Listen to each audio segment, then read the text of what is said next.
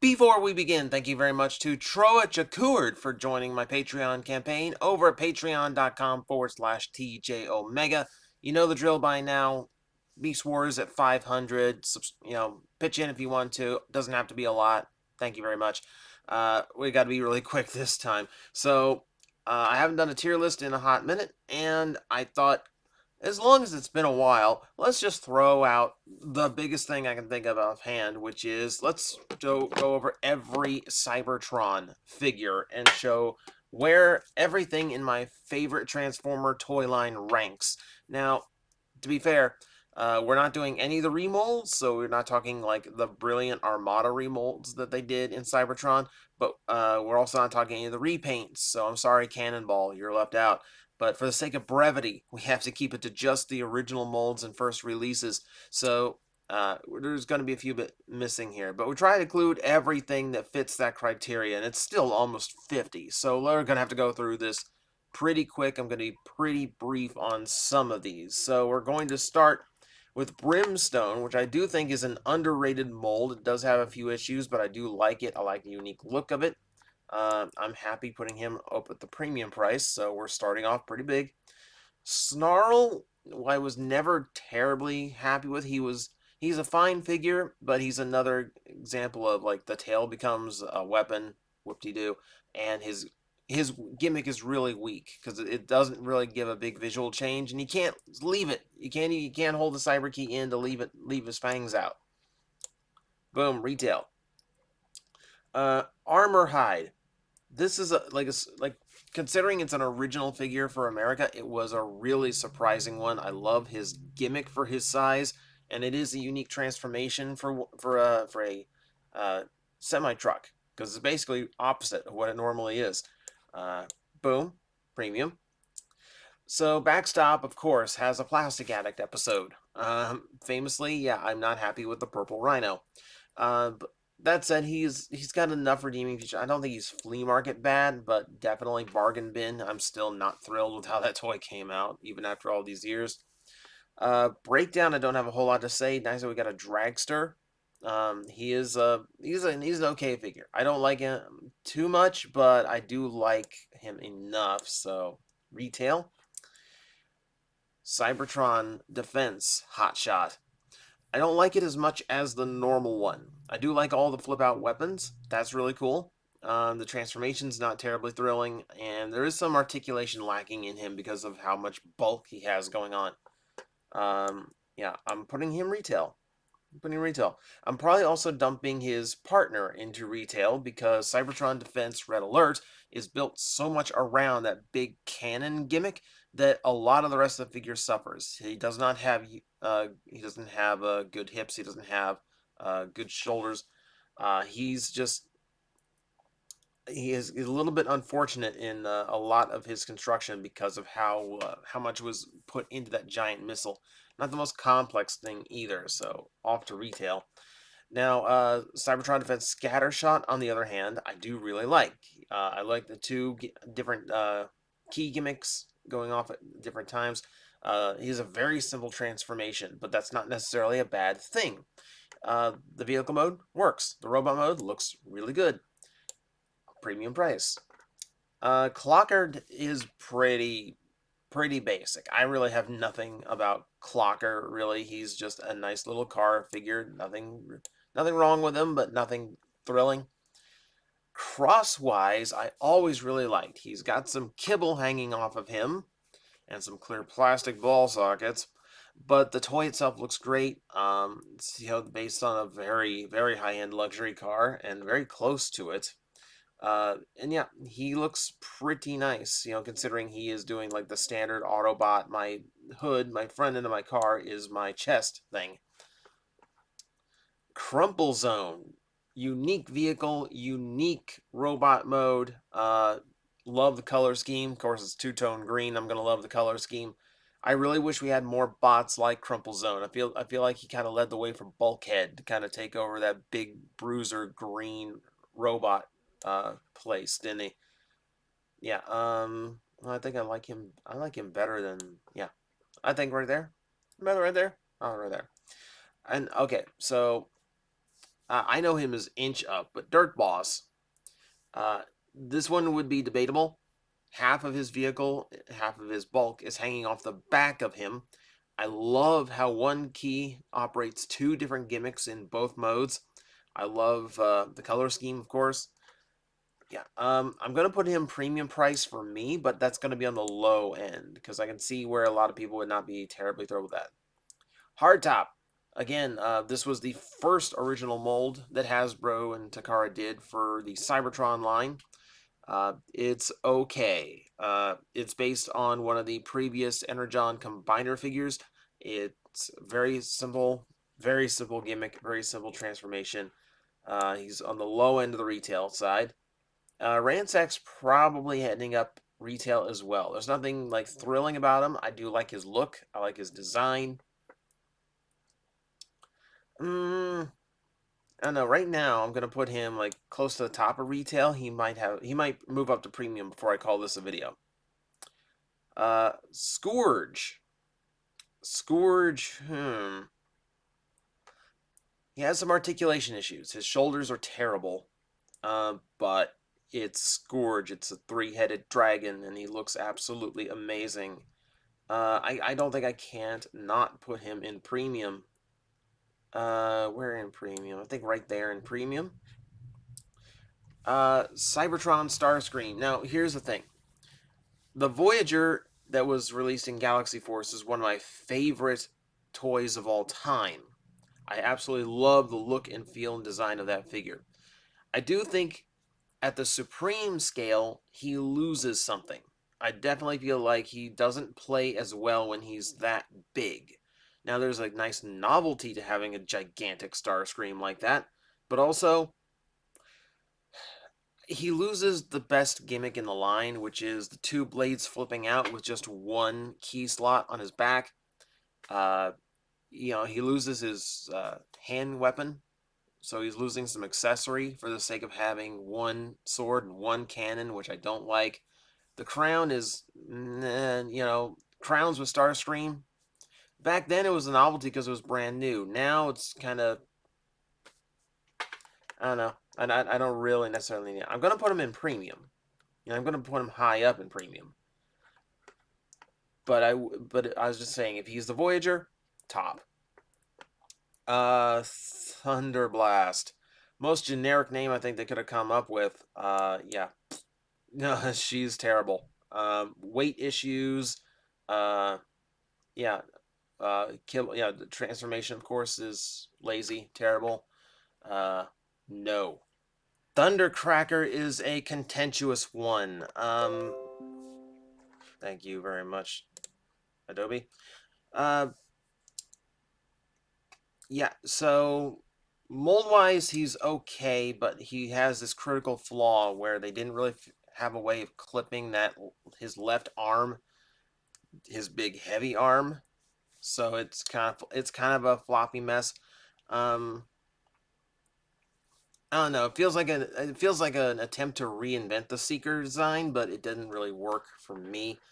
Honestly, like I want to put him bargain bin. He's not Plastic Addict bad or anything. He's just like compared to the rest of the line, he's underwhelming. Cybertron Unicron. This one's weird. Yeah, so it's Unicron as a deluxe size. It's Unicron as a tank. It's supposed to be Unicron when he's like rebuilding himself. So he starts small and then works his way up to being like a planet size. It's a nice figure. It is a nice figure. Some clear plastic that's way too tight, but beyond that, definitely stands out. It's impressive that they've came up with some way of making him feel like Unicron, even though he's tiny. Let's see. Downshift. Downshift sporting Gut Cruncher colors, but he is not bad. For an original mold, he does a really good job of standing out from the rest. Being an old school muscle car helps add some variety to the line. There's nothing about him that really feels like like this doesn't belong in the line. The gimmick is a little bit too big, which makes his body a little bit too bulky. So I don't think he goes terribly high. I'm gonna put him retail release. We're gonna put him right there. We're gonna put him high up in retail. Evac. Ooh. So evac does have a lot of kibble to him, but there is something about using kibble in very creative ways. He does look like he is always ready. It doesn't look like he has a bunch of junk hanging off of him. It looks like he has his tools and his weapons ready at all times. And most of that can be mitigated. His gun pack can fold away. His outer, like, what becomes his wings, his tail fins can fold down. So you have that to you. You have his gimmicks that still function in the robot mode, and a beautiful transformation. This is the first one I'm popping up to Holy Grail level. All right, Giant Planet Minicons. Uh, the original Minicons for the American market. They're good. I like these. I like these three. I'm trying to remember them very clearly here. Yeah, because you got a submarine, you've got a construction crane, and you've got a jet. So it's a very eclectic set.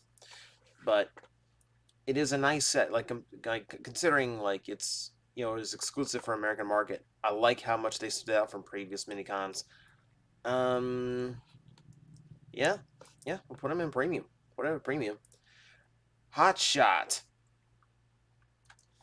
Well, he has articulation issues, but I love this figure. I love the look of him. I love how the gimmick is. The gimmick is simple, but it's characterful. There's a lot you can use your imagination for to kind of figure out for yourself where it's going to be and what it does. Uh, so that part of it is fun. If his articulation was better, like I would absolutely have no question about it. But right now, I'm torn here. Tell you what, right now, I'm putting him at Holy Grail level. I'm putting a Hotshot toy at Holy Grail level. Uh, we'll figure it out. He might bump down once we get some of these others because there's some really big hairs on the way. Jetfire, for instance. Now, Jetfire suffers from a big backpack and a gimmick that doesn't really work because like he's got this like flip up cannon that you stick the key into, but it doesn't flip up like all the way over, so he has to kind of like hunch over to really use it. It's not very effective in vehicle mode either. Beyond that, like I think this is one of the cleanest vehicle modes a jet transformer ever got. Like it just plain looks correct. You know, there's nothing wrong with the way it looks in vehicle mode. I want to bump him to premium, but where does it go in premium? I think because he does have some articulation issues and some backpack junk, his backpack junk is worse than Dark Boss, so we're going to bump him down. But he is a brilliant piece of transforming. Uh, Leo Breaker. What you could have been before budget cuts. The articulation on him is really wonky, especially in the shoulders. The Savage Claw mode, meh. The transformation is meh because it's just bog standard arms and legs of animal become arms and legs of robot. Uh, if the budget hadn't killed the Savage Claw mode, I think I would be way down for this. As it is, he's down here. Ugh, unfortunate. Landmine is definitely a middle of the road figure. The gimmick is not terribly great, and his transformation's fun. It's fine. He ends up with a little bit of kibble, but he pulls it off well. He carries it well. He's nothing thrilling about him to me. So let's put him right there. Let's put him in retail right now. Lug nuts. Isn't it fun how once we give it a couple years and they just chop the Z off of that name and continue to use it. Lugnuts I liked. Of course, I had the Japanese version, but the American version's okay too. And okay is a good way to put it.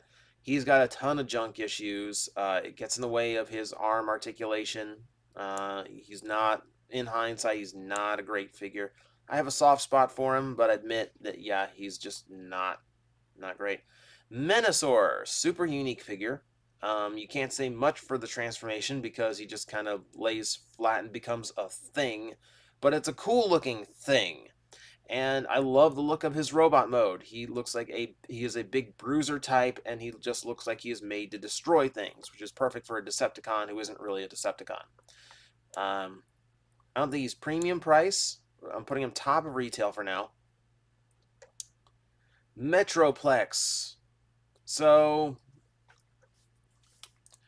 the vehicle mode's terrible, and the transformation's terrible because it's just him like curling into a ball, and that's his vehicle mode.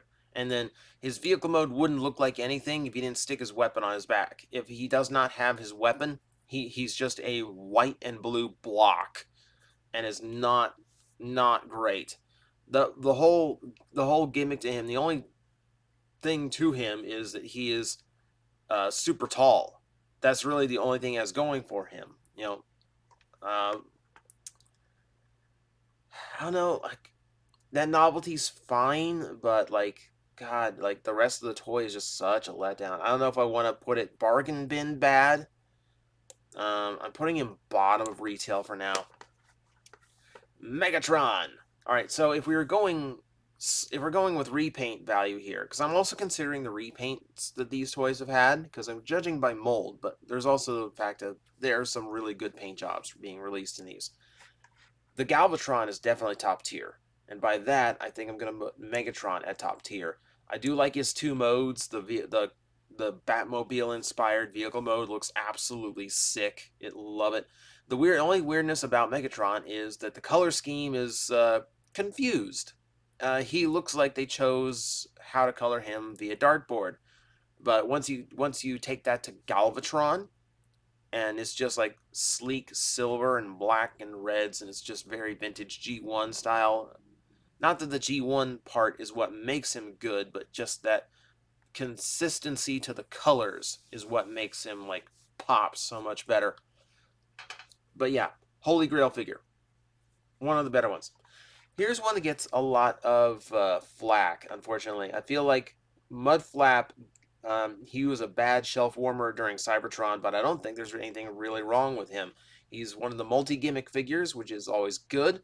The transformation's a little bit dull, but otherwise, I do think the transformation is at least unique, since he's transforming. A lot of Transformers tend to have their midpoint like, if you got a long Transformer, it's like here. But if I'm using my phone, like a car transformer would go here, and then like that would become the legs, that would become the chest, that kind of thing. He transforms this way. Like his axis is based off of like a vertical slice. And I think that makes him a lot more unique. So I actually really, really like this figure. I think I like it enough to put it up into premium, and premium is now stretching out because, hey, it's Cybertron. That shouldn't surprise me. Overhaul. Shell issues, limited articulation gets in the way of things. It's a scout, so I don't expect the gimmick to be great, but I would expect it to be a little bit better than just this shoots a missile out his chest. It's also one of those gimmicks where if you lose the missile, if you have the missile, there's a big bar sticking out of his back. If you don't have the missile, there's a big hole in his chest. So there's no way to really split the difference between there without like cutting off the end of the missile and gluing it in place. And then he's got weird issues like how high his head floats above his body. Yeah, I don't like this toy. Yeah, right now, like he's a flea market figure for me. Yes, I like him less than Backstop. Spoiler alert, I was saving him for a future Plastic Addict. It was between him or that '07 movie Warpath repaint that they did, because I think that one is just even uglier. All right, Optimus Prime, top Holy Grail, best Transformer toy ever made. I love the versatility of the figure. I love the look of the super mode. I love all the different things that it can do. Great blend of bulk and articulation. Great little gimmicks like the Matrix. Multiple gimmicks for the key to. Perfect figure. Perfect figure. Override. I don't think the automorph hurts her as bad as people would say it does. What hurts her is how bulky she had to be because of it. But I do think the vehicle mode looks super cool. I think the robot mode looks cool aside from how wide and bulky it is, and the automorph actually does, essentially work. So I'm putting it a little bit higher than most probably would. Yeah, I'm putting her somewhere in the premium. Yeah, if she was a little bit narrower, if she, and it's not even that like, oh well, she was a girl in Cybertron, so she should be narrow. No, no, it's how skinny her arms end up being because of the automorph gimmick, and how bulky or how wide her torso has to be in order to fit them for that gimmick. So yes, the gimmick harms her essentially, ultimately. I'm actually looking forward to the rumored one, hoping that one's a little bit cleaner. Cybertron Primus. Yep. No chance. It's got to go up there. I named it as one of my 10 best figures of the decade once upon a time. The detailing is amazing. Lots of different gimmicks to play with. There's a lot of things to keep you from getting bored with the figure. The Cybertron mode is cool, and it's like a proper ball instead of Unicron being like egg-shaped. So that was perfect. Still, one of these days, I'm still hoping they drag that out for like one of those like Chinese New Year exclusives that always love those big molds, and just do just like straight silver. Just make it so that like the entirety of Cybertron actually looks like Cybertron. Quick Mix. He's not a bad figure, and I like his mini-con integration. Quick Mix. That I should note, the mini-con integration for Menasaur is another reason why he's not why he might jump to premium. Now that I think of it, but on Quick Mix it's fine too. Works as a pilot figure. Um, I don't think it was the best solution for the cement drum to just be a gigantic arm weapon, and it's another one of those ridiculous weapons where like you stick the key in and this huge thing unfolds to reveal a tiny little missile launcher. That I never really liked that. It's not a terrible toy by any means. He's just weird is all. Um, yeah, I'm putting him in retail, kind of on the low end of retail. I think he's definitely. I would put him above Red Alert. Red Alert's got too many issues himself. Uh, Red Alert, the deluxe Red Alert. I think this is one of the more brilliant transformation schemes I've ever seen on a Transformer.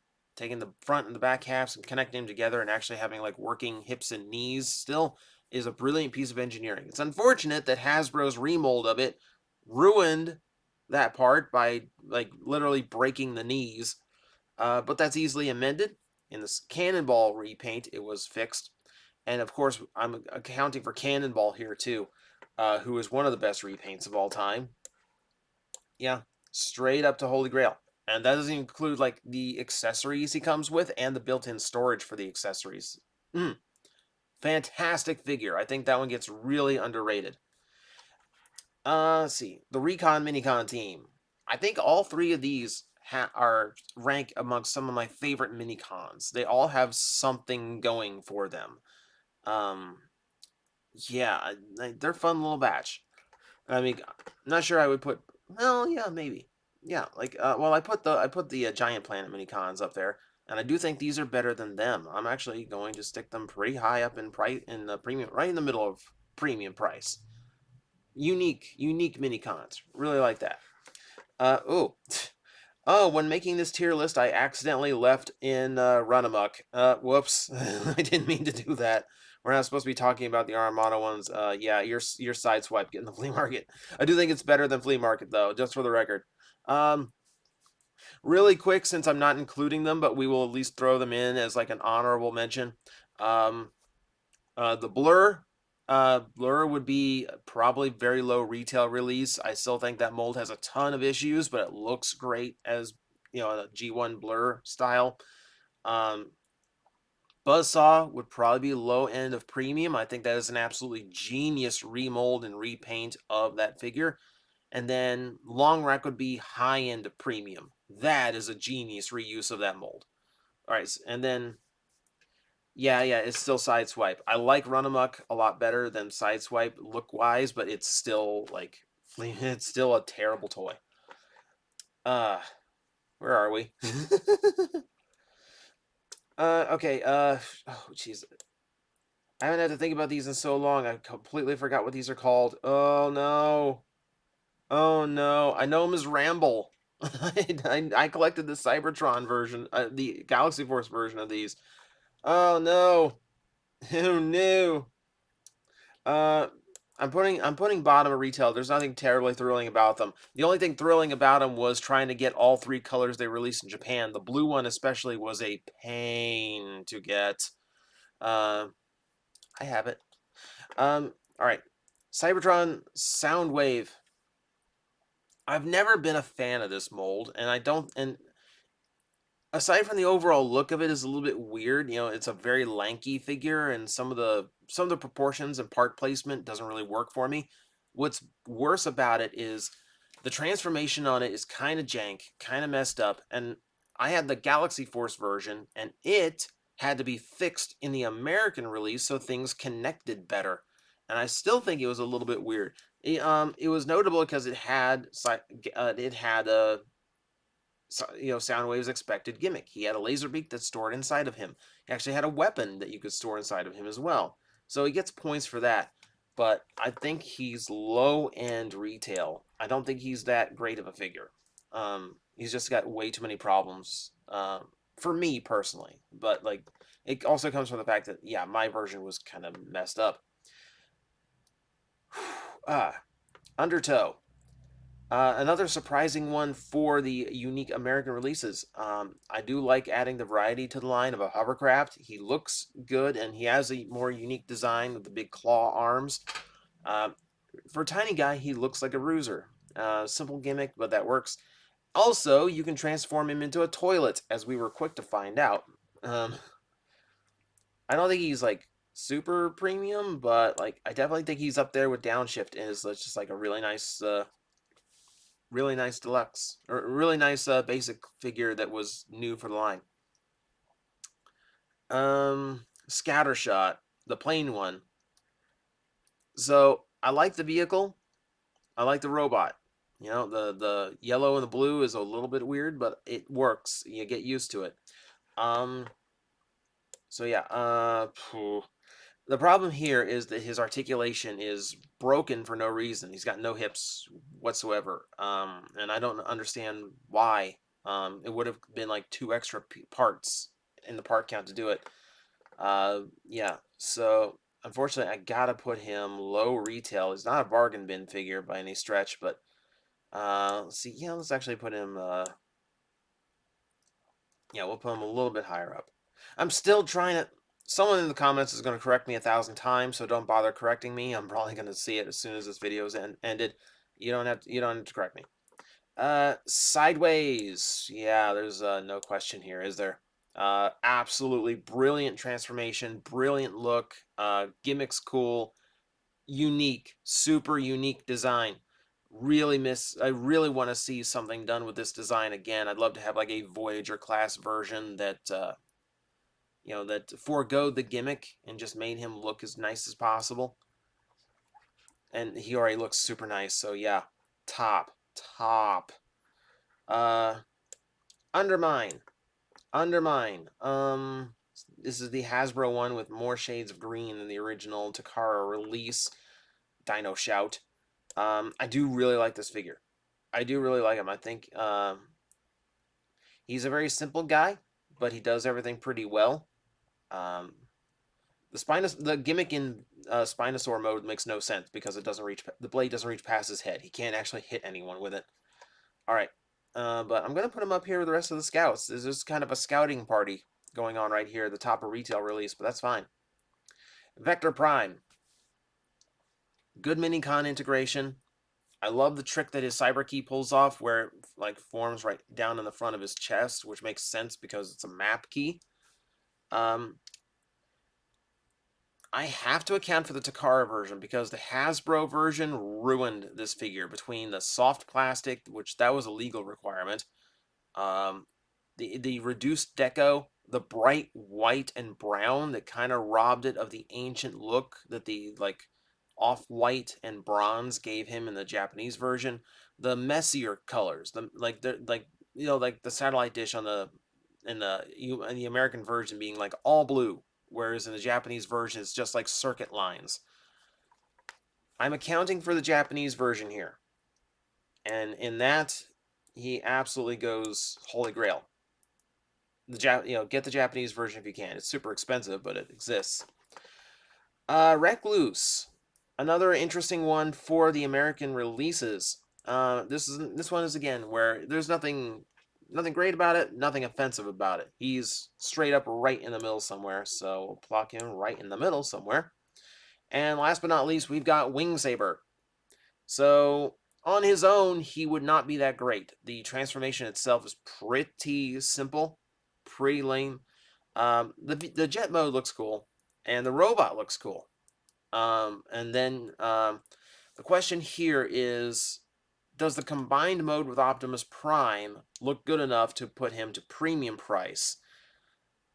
Now, what I like about it is that it adds an extra piece to his chest. I hate upgrades, and they did this a lot in the Unicron trilogy, where where like there's no added chest. They did it in Armada, but not in Energon, and it took them to the end of Cybertron to like add something to the front of the super mode for Optimus Prime.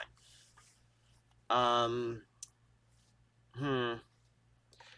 do think I'm gonna put him at premium, but I'm gonna put him bottom premium because on his own he's kind of a weak figure. All right, so looking at this, looking at what we've got going on here in the premium, I definitely want to bump Starscream up to the bottom of Holy Grail. It'd be much higher up if it was just the Voyager, and I should be accounting for the Voyager because it did get released in America. He would be like, I would put him between Primus and Sideways if we were accounting for him. Crumple Zone definitely goes a little bit higher up. I think Jetfire needs to go a little bit higher up. The rest I'm fine with. Okay, Menasaur belong up at the top, considering I put Wingsaber there. I actually am, because of the Minicon integration. I love that the Minicon stores inside of him. And beyond that, I think the rest are fine at the retail level.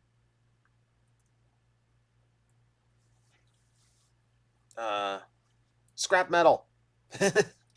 It just hit me. Scrap metal. Okay. We can all go home happy now. I think I'm fine with the rest. Everything in retail is just kind of unremarkable, and then sound waves being a little problematic starts bleeding in toward the bargain bin side, so I think I'm fine with that. Am I being a little bit too harsh on anything in flea market level? I know the one there might be. I'm trying to consider if like he really is that. You know what? I'm bumping him up. I really think the only like trash tier toys in that line was Thunderblast and Runamuck. Brilliant as the Runamuck remold is, it's still a terrible, terrible figure. So okay, I think I'm happy with that. So that is all of the Cybertron molds ranked as best as I can. So yeah, a lot in the premium side, a bunch more in the Holy Grail than usual. Very few ended up below the retail release line. You can see why. My heart lives in this line. Yeah, and I've spoken about it before. So much variety. You got your futuristic vehicles and your Earth vehicles. You got construction vehicles. You got jets and spaceships. You got super fast cars and you got minicons and scout class figures. There's something in this line. There's a Transformer in Cybertron for every Transformers fan. There's going to be something in that line you're going to pick up and love. So that's where I am putting those figures. Let me know what you disagree with, because I'm sure I got something wrong. I'm sure you're going to tell me all about how wrong this list is, but that is my opinion. That is what I am sticking to, and I thank you for joining me. Hopefully this didn't run too long, but hopefully the next tier list will take it a little bit shorter. I'm trying to keep these a little bit more condensed now, not so wordy, and hopefully that works for you guys, because I want to get back to doing more of these because I kind of have fun doing it. So until next time. Guys, I am facing the most powerful enemy any YouTuber can face, the algorithm, and I need your help to defeat him. Hit the like button, hit the subscribe button, hit the notification bell, and leave a comment. Every time you do, we attack that algorithm and we drive it back until it can no longer defeat this channel. Thank you very much.